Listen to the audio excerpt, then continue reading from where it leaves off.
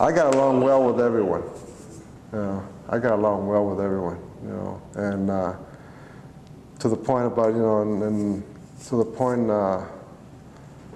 when we were waiting to go to a meeting, and the president of MEChA, that was myself, president of the Black Student Union, and the president of the Asian, and the president of the Native American. We were all there.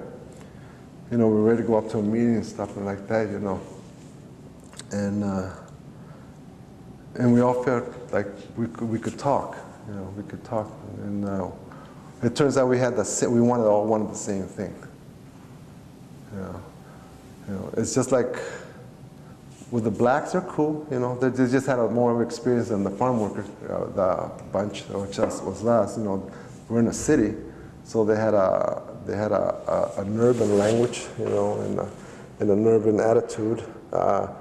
It didn't mean that, you know, it's perceived like it's like now. You see, you get 3 blacks and 1 small white guy. The small white guy is going to be scared up the ass, right? And it was perceived. So we were perceiving that too, you know. But I also thought, yeah, you might look at us, you know, the Mexicanos, you know, so like this, you know, but they don't know about that knife I got in my sock, you know, the little gun I got down there behind, you know. So anybody can be dangerous, you know. You don't have to be 6'5", you know, weightlifter or stuff like that, you know. I got a macana too, you know, got to bring it down and stuff like that. And so we were able to communicate.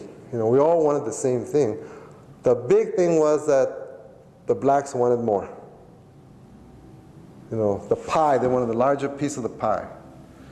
The raza wanted the same thing. They wanted to take a piece away from the black and still get their own piece, and they would forget about our brothers, our Asian brothers, and our brothers of the Native American. You know, and that's always been wrong, and I've always seen it like that. You know, it's just like those people from New Mexico and in Arizona. They would say, "Yeah, you know, the Treaty de Guadalupe. You know, that was bogus. You know, we need to get it back. Remember, all that land it needs to go back to the rightful owners." And I always just, yeah, it needs to go back to the tribes, pendejo.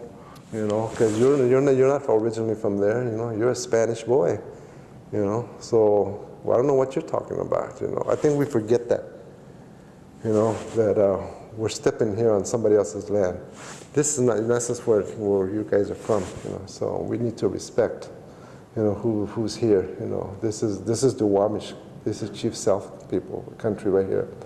And when we talk, when we think, and what we do to it. You know, we need to remember that, you know. So that Treaty of Guadalupe going back to the Mexicans is not true. You know, there were tribes that were not Mexican tribes, you know, and here they were being dealt like they didn't even exist. But I think we all wanted the same thing. We were able to communicate, but you know, people get greedy, so. You know, the Black Student Union would say, well, you know what, we brought you here. You know, we're responsible for getting this EOP2 program. We're the ones that approach the university and say, yes, but you used us as statistics, and when you went and applied for the money, you went up and said, not only for us, but there's farm workers, and there's Native Americans, and there's Asians, you know, you use us, and I didn't know you were using me. You know, so by using my head count, you got what you wanted. Now you got to give it up, you know, because you know, you can't go to the man and say I want this, and without using, well, we're going to serve this clientele from Eastern Washington, from Southern Washington, you know, and it encompasses these groups from the reservation, from the farm working community and stuff like that. And that's what they did, how they got EOP, you know, and. They probably would not have gotten it, you know, for just 150 blacks.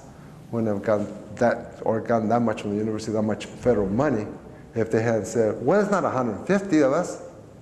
There's 1,000 of us. 150 blacks, 57 Chicanos, so many Native tribes, and so many Asians. At that time, this was all Asians, practically, you know. And so they combined all those numbers in order to apply for a grant and make it look like you know, they were going to serve a large population. You know, well, okay, you know, that's how you got the money. We're part of that population, you know, that you're serving supposedly. I'm in your head count. Give it up.